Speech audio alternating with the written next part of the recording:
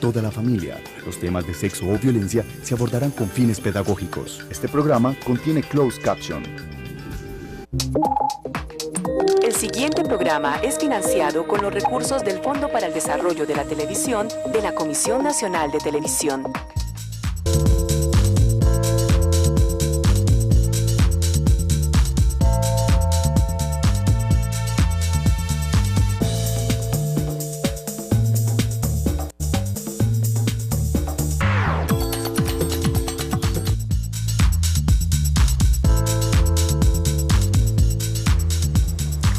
Para todos, muy buenas tardes, bienvenidos a su programa Red Vital, soy Diana Londoño acompañándolos. Últimamente hemos hablado, se ha oído hablar sobre un término que ya les menciono, está siendo muy común este trastorno, sin embargo, muchas veces es confundido con otros síntomas que presentan algunos otros trastornos o enfermedades. Estaremos hablando hoy sobre la disautonomía. Y buscamos en el programa de hoy hablar sobre un tratamiento integral, conocer cuáles son todos esos síntomas, las causas y sobre todo, lo más importante, el tratamiento, saber cómo podemos convivir con esta dificultad que tiene que ver con un trastorno o un desorden del sistema nervioso autónomo. Quiero darles nuestras líneas, más adelante recibimos sus llamadas para que participen. El chat también estará abierto para que ustedes participen en él, hagan sus preguntas y sus comentarios. Ya voy a contarles cómo entran a nuestro chat. Primero las líneas telefónicas 232-4604 y esta línea gratuita nacional 018-515-015. Al chat entran entrando a la página principal de Teleantioquia, www.teleantioquia.com.co. En la parte superior de la pantalla van a encontrar un recuadro, ahí están viendo, que dice señal en vivo. Dan clic, empezamos a chatear y a recibir sus preguntas y todos sus comentarios. Recuerden que estaremos hablando hoy sobre disautonomía y queremos tratar este tema de una manera integral, conociendo causas, síntomas y hablando sobre un tratamiento o manejo de esta dificultad del sistema nervioso autónomo. Vamos a empezar este programa con el testimonio pregrabado del doctor Luis Beltrán, que nos empieza a contar un poco de qué se trata la disautonomía. Veamos.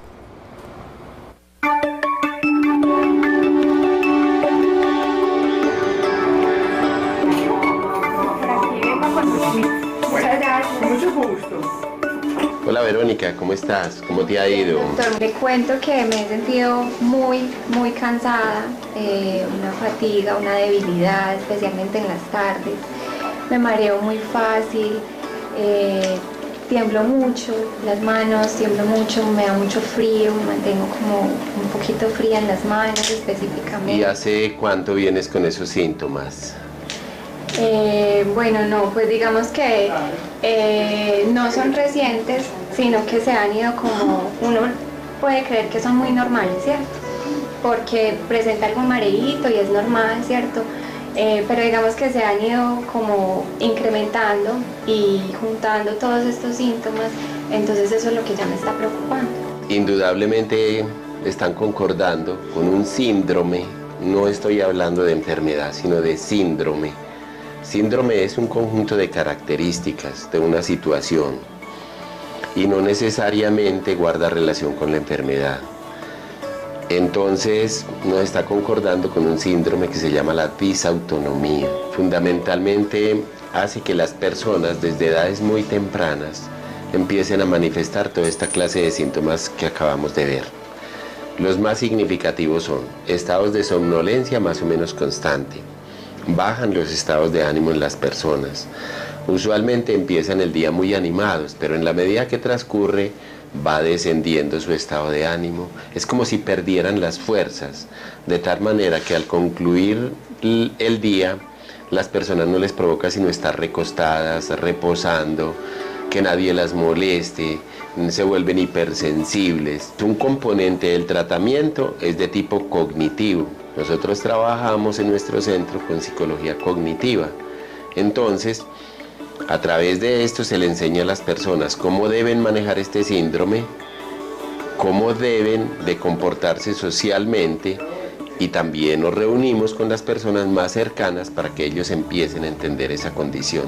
La otra parte del tratamiento consiste en una regulación de sus ondas cerebrales a través de una nueva técnica que se denomina neurofeedback y consiste básicamente en la utilización de software especializados y la utilización de unos tipos de electrodos que se ubican en las regiones del cerebro que coordinan las funciones del sistema vegetativo autónomo y que hacen que de alguna manera las personas empiecen a mejorar su calidad de vida. Vas a estar mirando la pantalla bien relajada, vas a estar viendo una película y cuando tus ondas cerebrales no estén acordes al protocolo que le pedimos, entonces... Veíamos algunos de los síntomas que tienen que ver con este síndrome o trastorno que es la disautonomía. Hablábamos de la somnolencia, de un cansancio en las horas de la tarde principalmente, hipersensibilidad. Todos estos son algunos de los síntomas, pero la explicación un poco más detallada, ahora que vamos a entrar en la consulta, nos la va a dar el doctor Luis Beltrán, que nos acompaña también hoy en el estudio. Él nos dio, digamos, esta introducción en nuestra nota pregrabada y hoy nos estará acompañando para responder muchas más preguntas al respecto. Él se ha dedicado a estudiar sobre este tema que es la disautonomía y otros más, pero hoy nos compete hablar sobre este trastorno que nos interesa conocer. Lo queremos tratar para que sepamos cómo se diagnostica, cuándo se debe consultar y cuál es el tratamiento integral para tener, como decía el doctor en la nota pregrabada, una mejor calidad de vida. Entramos entonces en la consulta.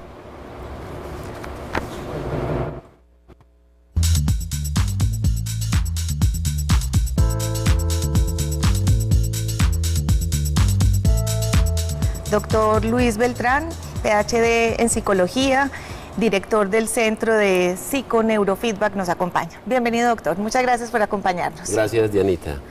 Bueno, vamos a hablar entonces sobre la disautonomía. Es un término que se conoce poco, sin embargo, me decía, doctor, usted ahora que es muy común y que un gran porcentaje de la población lo padece, en unos países más que en otros. ¿Cómo está la situación en nuestro territorio?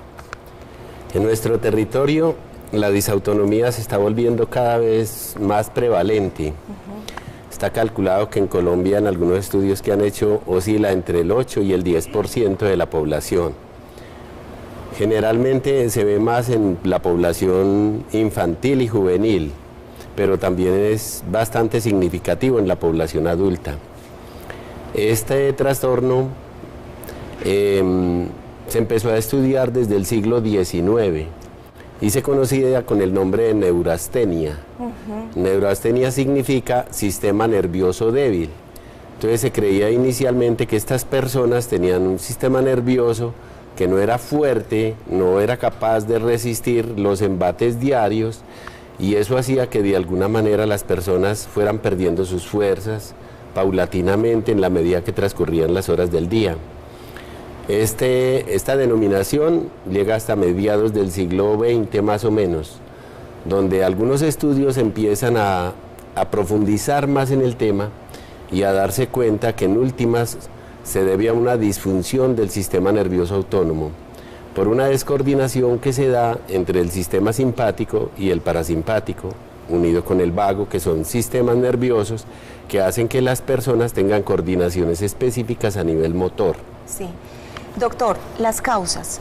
¿Se conoce alguna causa específica?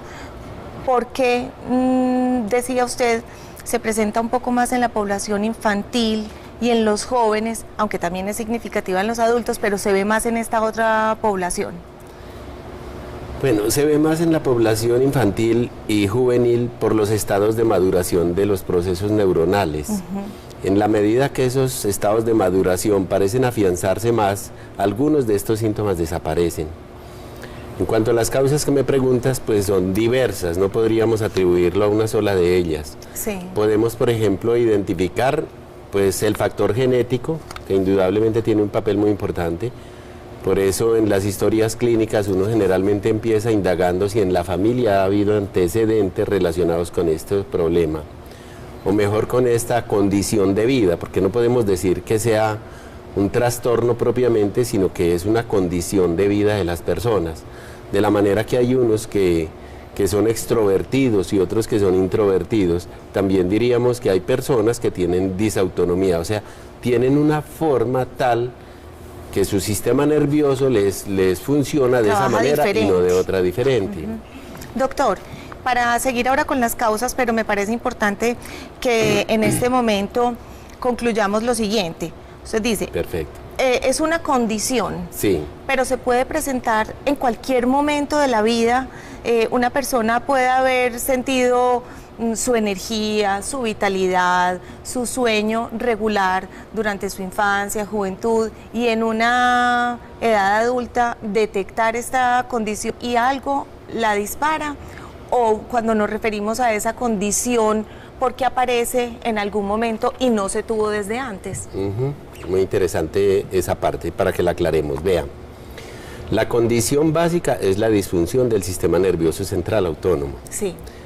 Esa condición puede ser genética, o sea, se puede empezar a aparecer desde los primeros años de la infancia, pero también es posible que por otras causas de tipo ambiental, por ejemplo, se ha determinado que algunos estados de contaminación elevados pueden dar origen a esa disfunción, que la ingestión de algún tipo de alimentos o dietas específicas también lo puedan hacer, que enfermedades que ha padecido la persona, como estados, por ejemplo, excesivamente altos de fiebre no controlada o cosas por el estilo, como algún tipo de traumatismo, perdón, que se puedan ocasionar en el sistema nervioso, también pueden dar origen a esta clase de trastornos. De manera que se presenta entonces en un momento, en una edad más adulta. Yo quisiera, doctor, a propósito de esto que usted nos está diciendo, y vamos hablando un poco más después de las causas de lo que me decía, lo genético, pero ahora me está diciendo también sobre lo ambiental y momentos en los que se le puede presentar a una persona en una edad más adulta. A propósito, tenemos aquí a Piedad Vasco, que nos acompaña para contarnos su testimonio, y vamos entonces entre testimonio y la parte de la teoría y el tratamiento y todo lo que usted nos cuenta, doctor, aclarando un poco más. Piedad, bienvenida, muchas gracias por estar en Red Vital. Gracias a ustedes por invitarme. Bueno, Piedad, nos contabas ahora, antes de comenzar el programa, que más o menos llevas un poco cerca al año de haber sido diagnosticada con esta condición de disautonomía. Cuéntanos un poco sobre la historia, cómo empezaste a detectar que necesitabas consultar, qué sentías. Sí, a ver, lo que decías anteriormente, que se presenta no antes, sino ahorita como en una edad ya más adulta. Sí, yo empecé como más o menos unos 3 años para acá a sentirme distinta, sí, con poca energía, poco aliento para terminar como mi día normal. Ahí fue donde me fui dando cuenta que algo me pasaba, pero era difícil porque era visitar mucho al médico, porque se presentan muchos síntomas, muchos dolores de cabeza, dolor en las piernas, un cansancio, una fatiga que no te explicas por qué. También uno piensa a ratos que puede ser que estás falto de comer, entonces porque te da una ansiedad como en el estómago, como que te falta comer, y no, está muy relacionado como con que el frío, el calor, por eso pues... Con esos cambios de temperatura también lo sentías. ¿Sentías? Sí, demasiado. De pronto estar en una parte donde fuera muy frío, eso me afectaba bastante, pero no hallaba qué era, hasta que por fin pues... ¿Cómo diferenciabas ese estado en el que te sentías cansada, fatigada, de un estado de cansancio normal, que tiene que ver con la rutina del día, algunas veces más o menos agitada, ¿Cómo te dabas cuenta para diferenciar que ese cansancio era distinto? Casi que te sentías muy débil y con ganas de estar acostada. ¿Cómo era esa sensación específicamente? A ver, esa sensación era, al comienzo que me empecé a sentir, me asustó porque fue algo pues como ya muy extremo, porque empecé a irme a los lados. Empecé a irme a los lados y de pronto a caerme. Entonces yo me caía y yo decía, pero ¿yo por qué me estoy cayendo? Y era ya al finalizar algo que estuviera realizando, es decir, algo muy cotidiano en mi casa, que me dijera yo voy a hacer algo en mi casa y me iba para los lados, entonces terminaba porreándome y yo decía, pero ¿por qué me está pasando esto? Entonces esa era una de las situaciones que me alarmó. Te quisiera preguntar con respecto ya a la parte de las no sensaciones físicas, sino de tu emoción. ¿Qué sentías? Una vez te empiezas a sentir débil, que una tarea que estabas realizando es difícil de finalizar porque sientes todas estas sensaciones físicas. ¿Qué empezó a pasar también por tu mente, por tus emociones? ¿Fue difícil que vivieras esos momentos en los que te sentías débil? Me sentí triste, porque yo decía, es que es algo que me está pasando que no es normal, porque es un agotamiento, es ganas de hacer tantas cosas en el día. Entonces fue difícil y fue duro, o sea, es complicado y no encuentro muy bien las palabras para expresarlo, pero es... ¿Sentías que tu calidad de vida estaba disminuyendo por esa dificultad que tenías? Sí, porque también se ve afectada la parte de la memoria, que de pronto no lo hemos hablado. Y cuéntanos un poco sobre eso para que el doctor también nos acabe de hablar un poco más del diagnóstico. Que mi memoria fue muy afectada porque cosas como los nombres de las personas se me dificulta recordar. Entonces, y yo decía, pero ¿por qué se me olvida el nombre de una persona que me acabó de dar el nombre? ¿Cierto? ¿Sabes? No te pasaba antes. No me pasaba antes, pero era inexplicable, pero no era capaz yo de armar como todo ese paquete de cosas, como decir, es que tengo eso, pero yo seguía consultando. Me estás hablando de 3 años atrás. Sí. Empieza a pasar esto y hace 1 año aproximadamente tienes el diagnóstico. Durante esos 2 años estuviste yendo a diferentes tipos de consultas, te dieron en algún momento un diagnóstico diferente, porque también quiero, doctor, que hablemos sobre ese diagnóstico diferencial. Muchas veces se puede confundir o las personas no han estudiado lo suficiente sobre esta condición y resulta que son diagnosticados o desde la depresión y erróneamente. Durante esos 2 años fuiste a muchas consultas, cuéntanos un poco. Sí, porque como también se duele mucho la cabeza, se duele la cabeza, el estado de ánimo baja, entonces se confunde mucho con que de pronto está uno depresivo, pero yo ya iba armada y le decía al médico que me trataba, le decía, yo no necesito ningún tipo de pastilla como para que me tenga controlada, porque es que no, yo soy una persona alegre, o sea, no tengo ningún motivo así como para estar depresiva, a pesar de que hay dificultades en la vida, pero no es esto, es que yo siento que hay algo más. Es otra cosa. Sí. Doctor, hablemos entonces sobre esa parte de diagnóstico diferencial. Muchos de estos síntomas, el sentir debilidad, muchas veces se puede confundir con no estar tan motivado para realizar las cosas en la vida. Se llega a diagnósticos erróneos. Sí. ¿A qué diagnóstico se puede llegar cuando realmente es una disautonomía, pero puede presentar síntomas parecidos a otros trastornos o enfermedades? Sí, perfecto. Una de las funciones que se altera con mayor frecuencia es el sistema sanguíneo. Sí.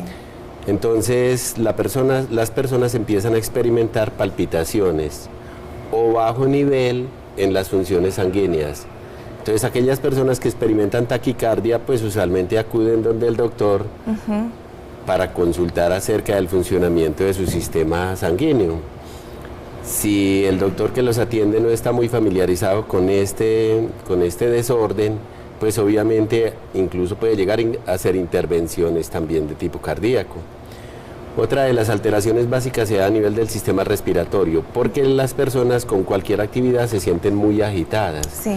La respiración es rápida y es corta, y si la ansiedad los acompaña con mayor razón, entonces también empiezan a o se empieza a presentar algún riesgo de que haya un diagnóstico relacionado con esto.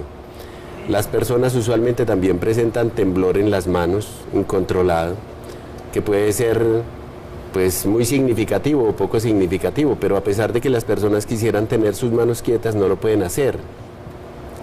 Entonces se asocia esto con el sistema muscular también y con alguna descoordinación. Hay algunas disautonomías relacionadas con trastornos mayores, como por ejemplo el Parkinson, Sí, que algunos cuando autores ya el temblor de pronto es más manifiesto, Sí. inclusive no solamente de las manos, sino de las extremidades inferiores también. Algunos autores lo asocian también a sistemas disautonómicos. Pero paralelamente a esto también hay algunos síntomas de tipo psicológico bastante significativos. Por ejemplo, las personas aumentan los niveles de ansiedad porque ellos tienen una situación que se llaman preanuncios. Ellos saben cuándo va a empezar esa manifestación y en qué momento se empiezan a agitar. Por ejemplo, si las personas están en lugares cerrados, más o menos como este estudio, diríamos, o algo así, Sí. o están en una iglesia o en un teatro o lo que sea, o están en medio de una multitud, empiezan los síntomas a aparecer. Claro, porque entonces se generan todos esos otros que usted ya nos ha contado y empieza la ansiedad. ¿Qué tal, doctor? Sí. Si dejamos esta parte de estos Perfecto. síntomas que tienen que ver mucho con la parte psicológica y emocional para que los desarrollemos uno a uno luego de los Perfecto. comerciales y seguimos entonces conociendo un poco más sobre la disautonomía de la cual estamos hablando hoy en Red Vital. Vamos a pasar a unos mensajes, ya regresamos.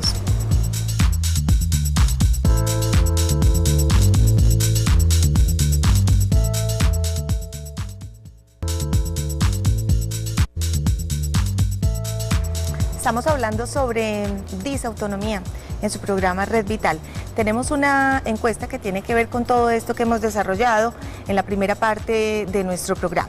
La pregunta es la siguiente. Participen, lo pueden hacer a través de Facebook.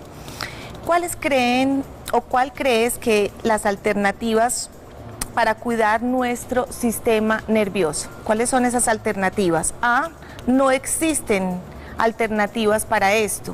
B, establecer rutinas de autocuidado y liberación de estrés a través de técnicas de relajación. C, hallar un equilibrio entre el descanso y la actividad. D, estar atentos ante las señales de nuestra salud mental en el descanso y también en la actividad. Recuerden entonces participar.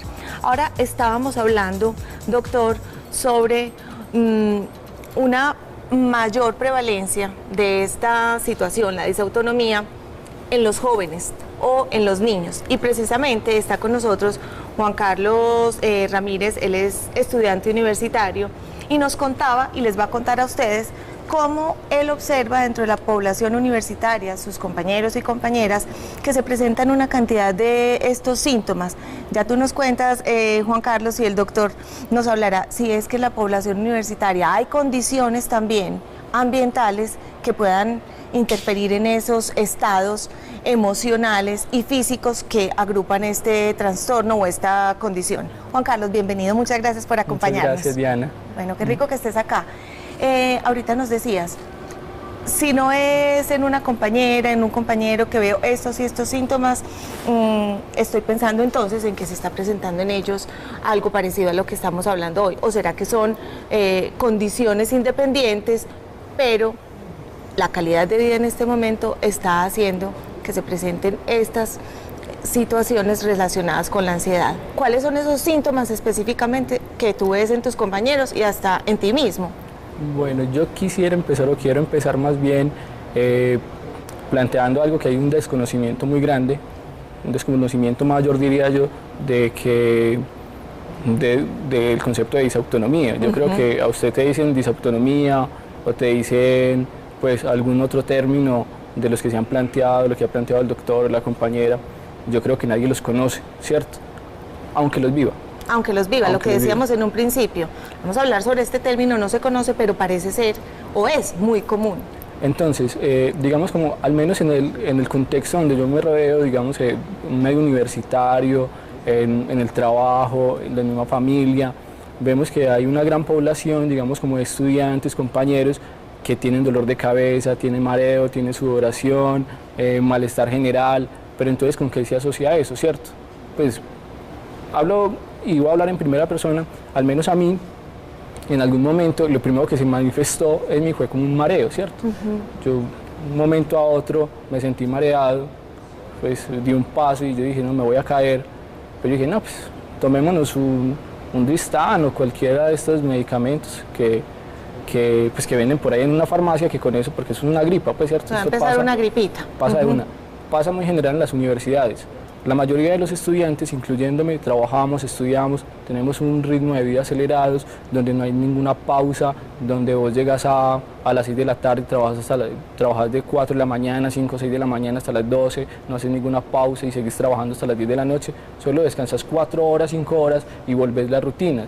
Entonces se te vuelve casi que algo mecánico, ¿cierto?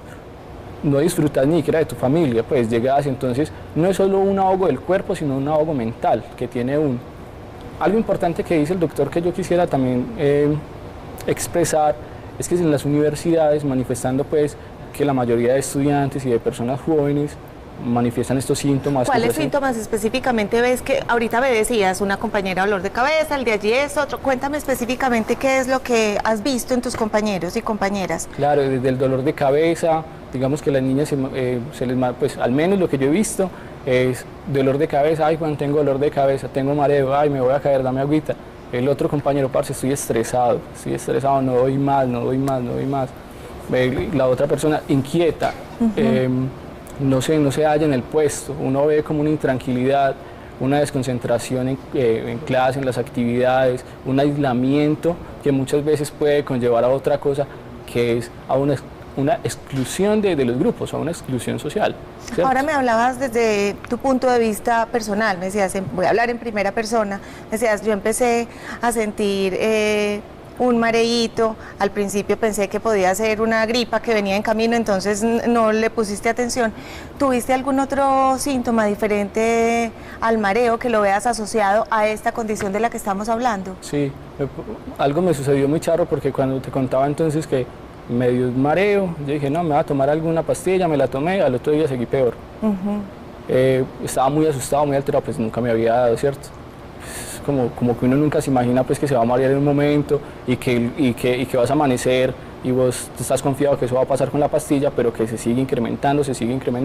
En algún momento yo dije, no, me voy a ir a visitar un médico, pues.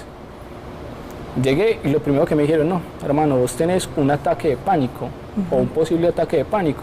Pues me pareció algo muy charro, porque pues es la cuestión que algo dentro de mí decía que no era de pronto un ataque de pánico. Y me comenzaban a nombrar causas en este sitio. Entonces me decían, no, lo que pasa es que de pronto vos tenés una inestabilidad emocional en tu casa. Y comenzaban a sacarme, digamos, o hacerme recetas, sí, como para formularme como esto, el ataque de pánico. En fin, es que estuve dos veces como por urgencias, me hicieron miles de electrocardiogramas, me hicieron exámenes médicos por todas partes y me mandaron mucho medicamento, pero yo seguía igual, ¿cierto? Aquí me parece importante que hagamos una pausita y volvamos entonces, doctor, a hablar sobre ese factor importante que es discriminar todos estos síntomas. Nos contaba Piedad, nos cuenta Juan Carlos, se empieza a diagnosticar de acuerdo a un solo síntoma, o él nos decía, los compañeros, el uno dolor de cabeza, el otro mareo, el otro inquietud, inestabilidad. Son síntomas asociados, pero también puede que existan aisladamente y se deban a otras cosas. Volvamos a ese punto tan importante de diferenciar. Sí, es cierto. Como este síndrome no ha sido suficientemente estudiado, sí, pues todavía falta mucha investigación al respecto, porque de hecho los textos que hablan sobre el tema pues empiezan diciendo que no existe una cura definitiva para esto. Pero sabemos que la ciencia todos los días avanza y que probablemente dentro de poco tiempo se encontrará algo definitivo que contrarreste esto. Sí. Entonces, como hay síntomas que no necesariamente están asociados a este cuadro, sino que pueden pertenecer a otras causas diferentes, para eso se utiliza un examen que se llama el TILT, Consiste básicamente en que se recuesta la persona en una camilla y la camilla empieza a hacer rotulaciones a derecha, a izquierda, arriba, abajo, laterales.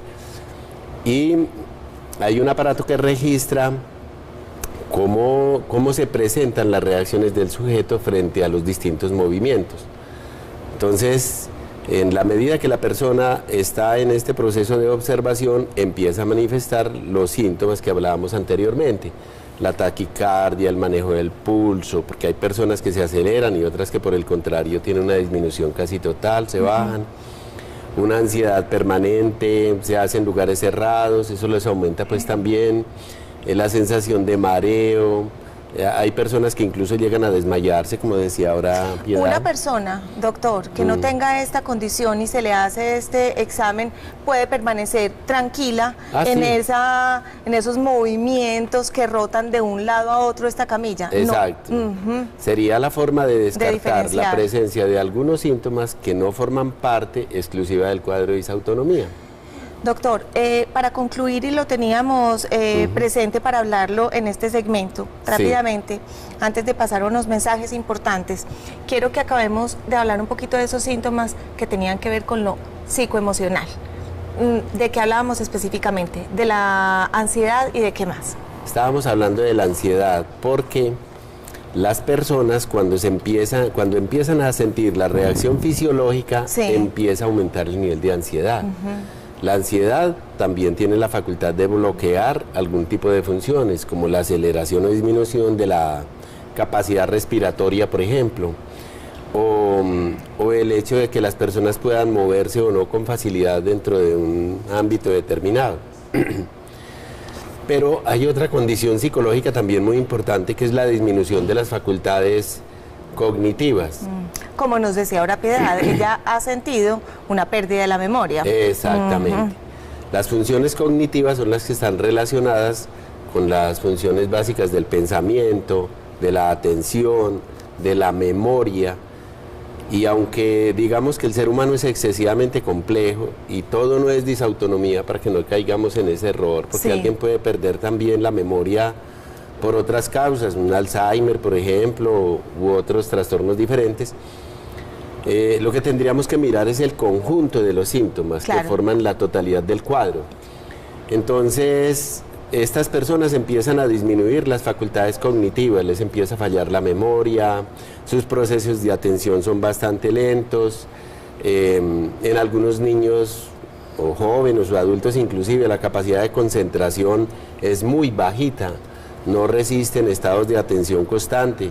Si tienen que escuchar una conferencia, si tienen que leerse un libro, un documento, lo que sea, tienen que hacerlo por periodos muy cortos, porque no son capaces de concentrarse. Doctor, aquí veo definitivamente que es importantísimo ese diagnóstico diferencial, porque vea que hemos hablado de 3 situaciones con las cuales se puede confundir y seguramente habrá muchas también, otras. Estaremos hablando de la depresión, de un trastorno de ansiedad o un ataque de pánico, como nos decía Juan. Y se me ocurre que también, como usted nos decía, niños con una atención baja debido a la disautonomía también pueden ser diagnosticados entonces con déficit de atención. Sí, exactamente. De manera que entonces es importantísimo en todo ese diagnóstico diferencial. Es muy importante hacerlo y con instrumentos que nos muestren resultados objetivos, para no caer en la subjetividad de yo pienso, yo creo, probablemente.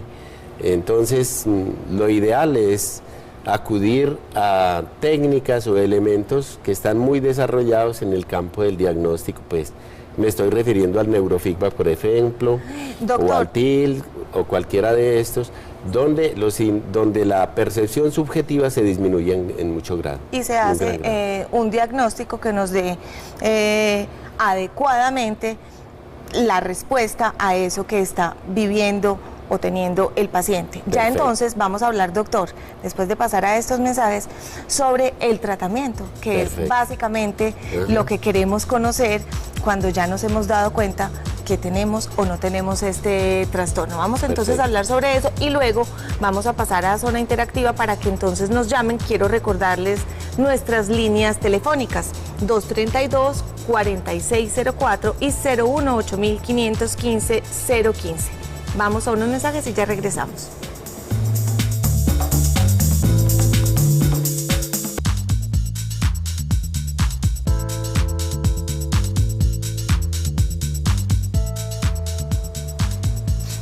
Recibimos sus llamadas en el 232-4604 y 018-515-015. Entramos en zona interactiva.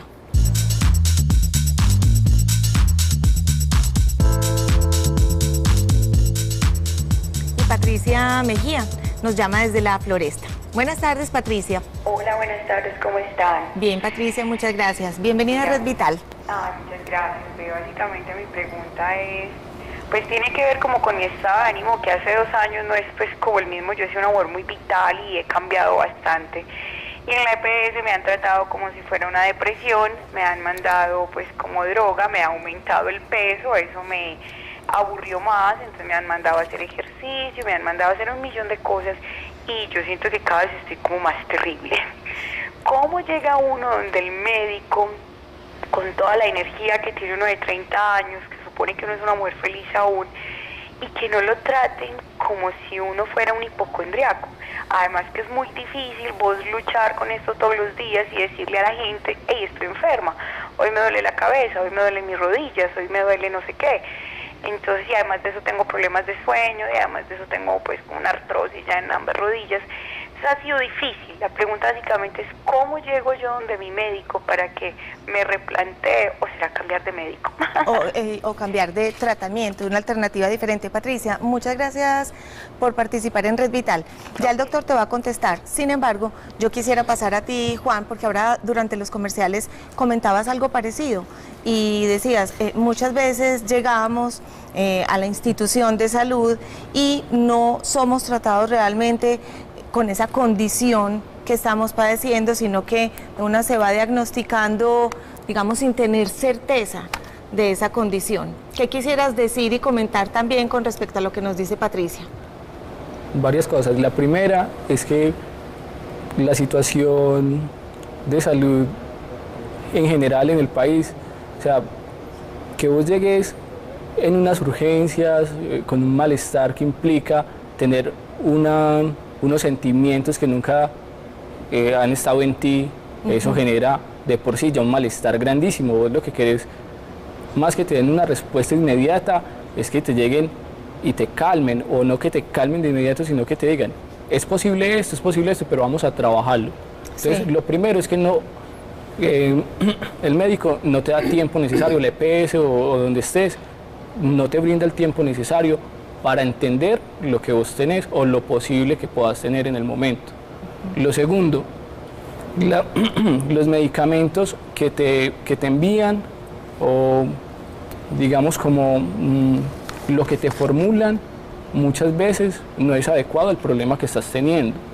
Patricia nos dice, a mí me están tratando al parecer esta situación como una depresión. De todas maneras, el doctor, sin tener, digamos, todas las herramientas necesarias para el diagnóstico, no podría decirle a Patricia, es esto o esto, pero sí es bien importante poder llegar a esa detección real de la condición que está viviendo la persona. Claro, y yo creo que uno de entrada, estando ya en el centro médico, que comiencen a plantearte cosas que vos sentís que son diferentes, o sea, no te va a solucionar mucho. Por ejemplo, nos llama, se me olvidó el nombre pues, de la que nos llama. Patricia manifiesta algunas cosas, que llega al centro médico, de pronto la evalúan y la tratan con síntomas y le dan un dictamen que es para ella porque lo siente diferente a lo que pueda tener, ¿cierto? O sea, no está viendo mejoría, quizás la está engordando, a otros les quita el apetito, quizás a otros les vuelve más intranquilos, más ansiosos. O de pronto se le está tratando una condición que no es realmente la que ella está teniendo. Y la pregunta es, ¿bajo qué términos o bajo qué condiciones o bajo qué elementos te tratan a vos en un centro médico? O sea, ¿con qué criterio y con qué sentido ético están evaluando y están tratando a las personas que llegan? ¿Será que lo estamos evacuando solo por el afán porque tenemos otro, porque solo tiene 5 minutos por cita? ¿O será que es que de pronto no somos o no se es éticamente responsable con el paciente, con la persona, con el usuario, y se le dan unas indicaciones que así no sean tradicionales, posiblemente sean la causa del problema o la dificultad por la que se esté consultando.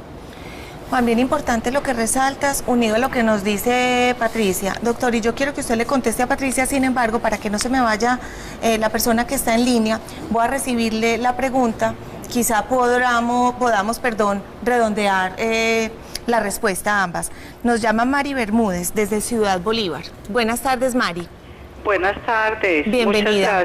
Muchas gracias. A usted gracias. Lo que pasa es que llegué pues como tarde al programa, pero hablan de algo muy parecido, que es tergiversando pues los diagnósticos y eso. Yo soy enfermera, hace 10 años tuve una depresión por algo que pasó en mi vida y como tal cualquier síntoma que aparezca ahora me rotularon así. En este momento he tenido mareo y cefaleas intensas, migrañosas, más o menos hace 4 meses, y no he podido lograr que se me haga un diagnóstico diferencial porque se han pegado de lo que viviste en otro momento. De lo que yo viví en otro momento. Entonces hablaba como lo que decía Patricia ahorita.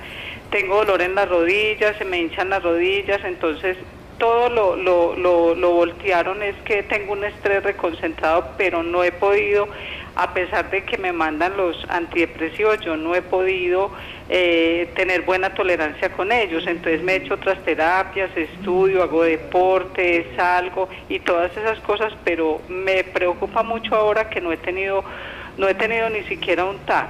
¿Y sigues con esos síntomas de dolores de cabeza, mareos, todavía permanecen?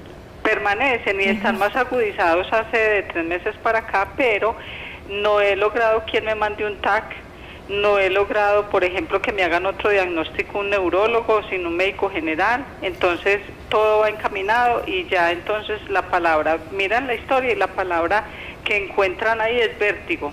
Síndrome vertiginoso. Entonces yo sí me cuestiono y estoy de acuerdo con el joven que está hablando, que es que no, un médico no va más allá, y yo trabajo en salud y me duele tanto que entonces ya estemos rotulados, como decía Patricia, la anterior participante, de que entonces somos unos hipocondríacos, pero de pronto es que no han llegado hasta el fondo de nuestro problema. Mari, has planteado en esta última frase algo bien importante para que el doctor le responda tanto a Patricia como a ti. Muchas gracias por participar. Un saludo muy especial a todos en Ciudad Bolívar. Muchas gracias. Doctor, pues ambas plantean algo muy similar y es llegar al fondo de esa situación. Se están tratando, pero siguen con las mismas dolencias, síntomas, y yo quisiera saber si el síntoma que ambas mencionan de ese dolor en las rodillas tiene que ver con la condición de la disautonomía. Sí, las dos preguntas tienen bastantes elementos en común y en realidad lo que ellas están planteando es el común denominador no solo de ellas, sino de muchas otras personas a quienes se les trata pues este síndrome, pero de manera aislada. Entonces, están con un problema de estado de ánimo. Eso es depresión, porque estamos acostumbrados a que los problemas de tipo físico o psicológico son unicausales. Entonces, a tal síntoma corresponde tal causa. Y la realidad es que estos elementos son multicausales. Y esa es una de las cosas que hemos tratado de demostrar acá en el transcurso pues de lo que hemos hablado hasta el momento. Claro. Entonces Patricia, por ejemplo, dice que a veces está con estado de ánimo bajo y que lo interpretan como un trastorno depresivo, pero al tomar medicamentos para eso no ve ningún efecto. Pues claro, si le están dando una cosa para algo que no es la causa de lo que se está demostrando, y lo mismo con Mary, pues una situación más o menos similar. Pero, retomando lo último que dijiste, si los problemas de rodilla están relacionados con esto, te quiero decir que usualmente las personas que son disautonómicas y se agachan, por ejemplo, a levantarse, les suenan las articulaciones con mucha frecuencia. Por eso este síndrome también es abordado por los reumatólogos y digamos que ellos en gran parte son los que han adelantado el mayor campo de investigación en este campo y han dado algunos elementos muy significativos para poder tratarlos. Las personas disautonómicas también pierden como lucidez al realizar actividades muy rápidas. Por ejemplo, se agachan a recoger un papel y al levantarse empiezan a ver estrellitas, o empiezan a sentir que el mundo les da como vueltas. Tienen que quedarse. Es un cambio en la presión. Es un cambio en el estado del sistema sanguíneo que hace que la irrigación en los vasos que regulan la actividad sanguínea del cerebro no se hace de manera fluida. Entonces, al suspenderse, hace que se pierdan estas conexiones de alguna manera. Entonces, esas personas no pueden realizar actividades rápidas. Si caminan demasiado rápido o demasiado despacio, por ejemplo, en un centro comercial, empiezan a sentir inmediatamente taquicardia o van a sentir que se desmayan, se tienen que sentar, buscar apoyo, hacer cosas por el estilo. Y ahí ya entramos, doctor, a hablar de la parte del manejo. Nos está quedando ya poco tiempo y de la parte del manejo no quiero que se nos quede aquí sin tratarla en el programa. ¿Por qué le parece a usted, doctor, a través de su experiencia naturalmente, que el neurofeedback pueda servir en el manejo de la disautonomía? Si nos queda un momentico, me gustaría que tú nos contaras un poco cómo la has manejado brevemente. Perfecto. Nosotros en el centro, se llama psiconeurofeedback, tratamos la regulación de las ondas cerebrales y la estimulación de los centros del cerebro relacionados con cada uno de los síntomas. El neurofeedback quiere decir retroalimentación por electroencefalografía computarizada. Lo que se hace fundamentalmente es colocarle a las personas unos electrodos en el cuero cabelludo, registrar cómo funcionan sus ondas cerebrales y a través de unos aparatos especializados regularle las ondas para que esas personas puedan ir haciendo que sus síntomas vayan desapareciendo sucesivamente. La experiencia que nosotros hemos tenido con algunos pacientes disautonómicos tiene dos enfoques, digamos, en el tratamiento, en la atención. Por una parte, se trabaja con el neurofeedback, que es la regulación de estas ondas cerebrales de las cuales estamos hablando. Pero también trabajamos con terapia cognitiva, porque a las personas se les enseña cómo manejar sus estados de ansiedad para que vivan más controlados. Se les enseña a las personas también cómo desarrollar de alguna manera sus funciones que están relacionadas con los procesos cognitivos, lo que hablábamos ahora del pensamiento, la atención, la memoria, todo este tipo de cosas. Pero digamos que hay algunas cosas prácticas que yo quisiera decirlas, porque son cosas que cada uno lo puede hacer desde su casa de una manera. Manejar.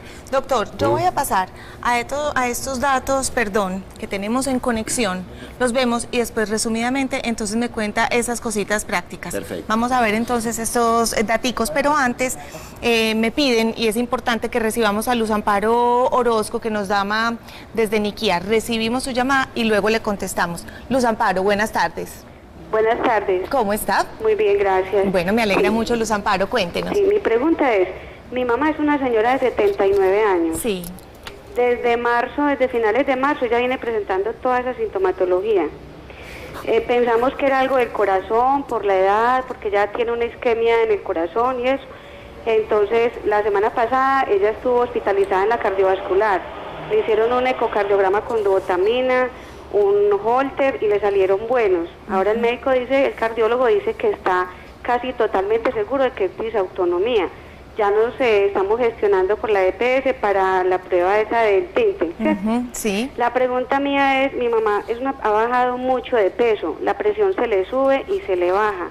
Y queremos saber también si ese examen que posiblemente nos autoricen sea perjudicial de pronto para la salud de ella, porque una médica de la cardiovascular nos dijo que si la mamá de ella fuera mi mamá no le haría ese examen.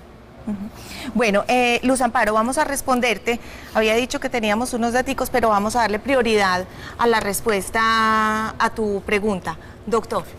Sí, ve, Luz Amparo, lo que nos acabas de decir es es una característica común y bastante frecuente de las personas disautonómicas. Yo pienso que el doctor que les sugirió este diagnóstico está en lo acertado. Más aún, si quieren estar más seguras de esa clase de diagnóstico, sería muy importante que le hicieran el test TILT del cual hemos hablado. Sin embargo, ella dice que una doctora dijo, yo no le haría ese examen a mi mamá. ¿Le parece de pronto que es un poco riesgoso a una mujer de 79 años hacerle ese examen. ¿Usted qué piensa? Yo pienso que no. Y que además el hecho de subir y bajar la presión es uno de los síntomas también característicos de este síndrome que estamos hablando. No creo que pueda tener repercusiones directas sobre ella. Nosotros a veces subvaloramos un poquito a las personas que llegan a este estado de edad. Inclusive me he encontrado con personas que pudiendo hacer algo por sus padres o sus abuelos no lo hacen. Pues, ¿por qué no hacerlo si les va a mejorar la calidad de vida? Si se sacrificaron toda la vida por ellos, pues es una manera de devolverles lo que ellos hicieron. Doctor, y concluyendo, porque ya nos queda, usted ahorita hablaba de unos tipsitos o algo importante, yo creo, y había quedado en puntica también con Piedad, usted ya estaba en el tratamiento, ¿cuáles son esos puntos básicos, Piedad, que considera que son importantes para manejar día a día la condición y que la calidad de vida mejore? Bueno, primero que todo es ser muy conscientes de que no estamos enfermas o enfermos, pensar de que es una situación que tenemos y que tenemos que aprender a manejar primero que todo, no angustiarnos porque de hecho pues hubieron primero unos pasos para poderles llegar a decir lo que les estoy diciendo ahora, es retomar mucho lo que nos indica, por ejemplo, lo que es el doctor Luis Beltrán y también el cardiólogo, porque es de verdad muy importante que para que estemos un poquito controlados con la disautonomía es no dejar el ejercicio, la ingesta de sal en la alimentación es muy importante, y también la hidratación, porque nos deshidratamos, nos da una deshidratación muy fuerte, entonces debido a que nos afecta tanto los cambios de temperatura, el calor o el frío. Y quiero sumarme a esto que tú dices, contándoles la respuesta que nos dieron los televidentes acerca de la encuesta y que creo que también puede ser algo bien importante para el manejo de la condición de la disautonomía. El 42% de las personas coincidió en decir que un manejo de técnicas de relajación, Juan Carlos mencionaba ahorita, por ejemplo, la respiración, puede servir mucho también para el manejo de esta condición y tener, como decíamos, una mejor calidad de vida. A todos muchas gracias por acompañarnos, ya se nos acabó nuestro tiempo.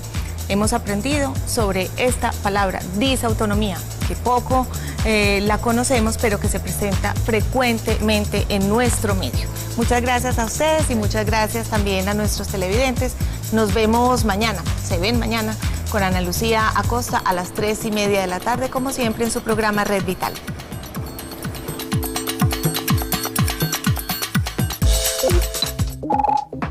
La anterior transmisión fue financiada con los recursos del Fondo para el Desarrollo de la Televisión de la Comisión Nacional de Televisión. Teleantioquia, mi canal. Toda la familia. Los temas de sexo o violencia se abordarán con fines pedagógicos. Este programa contiene closed caption. El siguiente programa es financiado con los recursos del Fondo para el Desarrollo de la Televisión de la Comisión Nacional de Televisión.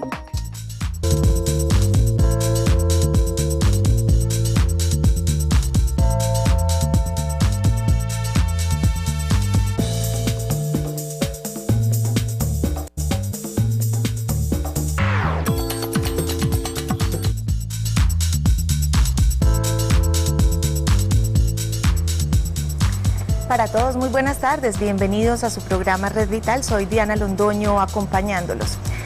Últimamente hemos hablado, se ha oído hablar sobre un término que ya les menciono, está siendo muy común este trastorno, sin embargo, muchas veces es confundido con otros síntomas que presentan algunos otros trastornos o enfermedades.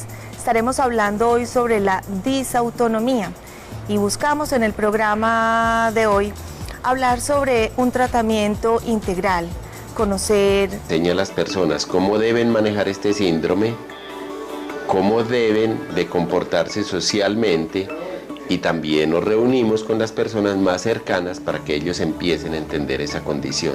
La otra parte del tratamiento consiste en una regulación de sus ondas cerebrales a través de una nueva técnica que se denomina neurofeedback y consiste básicamente en la utilización de software especializados y la utilización de unos tipos de electrodos que se ubican en las regiones del cerebro que coordinan las funciones del sistema vegetativo autónomo y que hacen que de alguna manera las personas empiecen a mejorar su calidad de vida.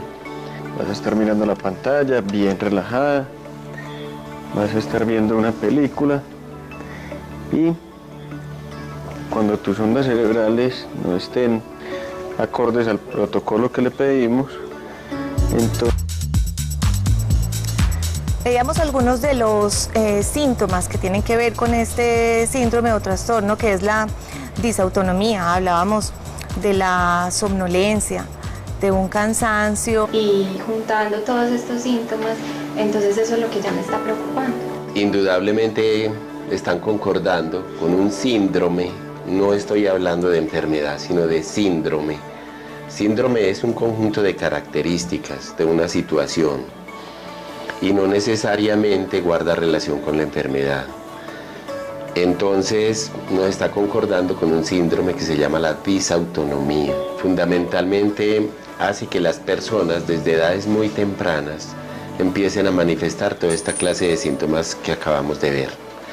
Los más significativos son estados de somnolencia más o menos constante, bajan los estados de ánimo en las personas. Usualmente empiezan el día muy animados, pero en la medida que transcurre va descendiendo su estado de ánimo. Es como si perdieran las fuerzas, de tal manera que al concluir el día, las personas no les provoca sino estar recostadas, reposando, que nadie las moleste, se vuelven hipersensibles. Un componente del tratamiento es de tipo cognitivo. Nosotros trabajamos en nuestro centro con psicología cognitiva. Entonces, a través de esto se le enseña cuáles son todos esos síntomas, las causas y sobre todo, lo más importante, el tratamiento, saber cómo podemos convivir con esta dificultad que tiene que ver con un trastorno o un desorden del sistema nervioso autónomo. Quiero darles nuestras líneas, más adelante recibimos sus llamadas para que participen. El chat también estará abierto para que ustedes participen en él, hagan sus preguntas y sus comentarios. Ya voy a contarles cómo entran a nuestro chat. Primero, las líneas telefónicas 232-4604 y esta línea gratuita nacional 01-8000-515-015. Al chat entran entrando a la página principal de Teleantioquia, www.teleantioquia.com.co. En la parte superior de la pantalla van a encontrar un recuadro, ahí están viendo, que dice señal en vivo. Dan clic, empezamos a chatear y a recibir sus preguntas y todos sus comentarios. Recuerden que estaremos hablando hoy sobre disautonomía y queremos tratar este tema de una manera integral, conociendo causas, síntomas y hablando sobre un tratamiento o manejo de esta dificultad del sistema nervioso autónomo. Vamos a empezar este programa con el testimonio pregrabado del doctor Luis Beltrán, que nos empieza a contar un poco de qué se trata la disautonomía. Veamos.